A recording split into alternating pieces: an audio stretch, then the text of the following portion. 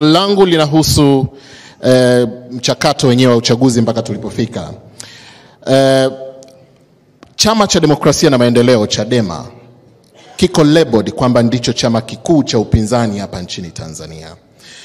Mpaka mnaingia kwenye uchaguzi, wao wamesema hawashiriki uchaguzi kwa sababu ya kuona kwamba baadhi ya sheria za uchaguzi haziko sawa. Kwa hiyo wangependa kwanza mabadiliko yafanyike kwenye mfumo wa kisheria, kisha ndipo uchaguzi ufanyike.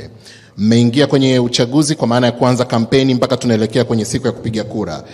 Kwa nini CCM hamkuona kwamba kuna umuhimu wa kukisikiliza chama hicho kufanya mabadiliko ili kuwe kuna uchaguzi wa usawa na pande zote zishiriki, ikiwemo Chama cha Demokrasia na Maendeleo?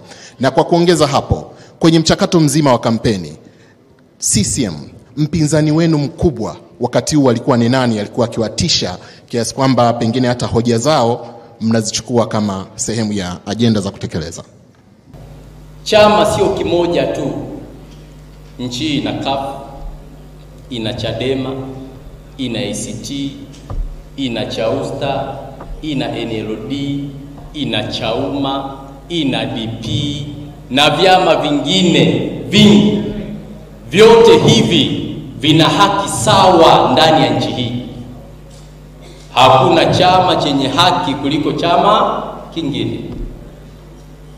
Hapa tunachojadili sasa kwamba Chadema imeguswa kwenye mkutano huu. Moja, sheria za tume ya uchaguzi ziko wazi. Kulikuwa na kusaini vyama vyote maadili katika kuingia kwenye nini? Kwenye uchaguzi. Na Watanzania ni mashahidi.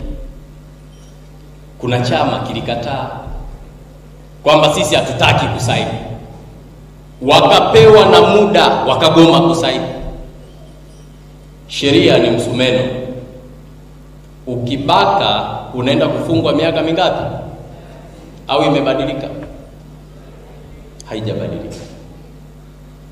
Wamegoma kusaini, hilo ni kosa lao wenyewe, halihusiki na CCM. CCM ni chama kinachogombea kama chama kingine.